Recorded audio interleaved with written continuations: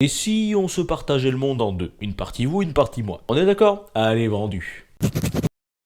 Le 7 juin 1494 est signé le traité de Tordesillas. Il établit une ligne de partage sur le monde, entre l'Espagne et le Portugal, pour la colonisation de nouvelles terres qui restent encore à l'époque à découvrir. Ce traité est conclu sous l'égide du pape. Le pape Alexandre XI valide ainsi la division du monde en deux sphères d'influence. On prend alors un planisphère et on trace une ligne horizontale, à environ 370 lieues, soit à peu près 770 km des îles du Cap-Vert. La partie à l'ouest de cette ligne, et ainsi les territoires qu'il reste encore à découvrir et à coloniser, sont attribués à l'Espagne, tandis que ceux à l'est reviennent au Portugal. Cela incluant les territoires découverts par Christophe Colomb et ses expéditions à partir de 1492, et le Brésil, découvert au cours des expéditions auxquelles le navigateur Amerigo Vespucci prend part. On a donc un des premiers traités internationaux qui est ratifié par une bulle papale, renforçant alors sa légitimité. Même si on oublie un aspect important,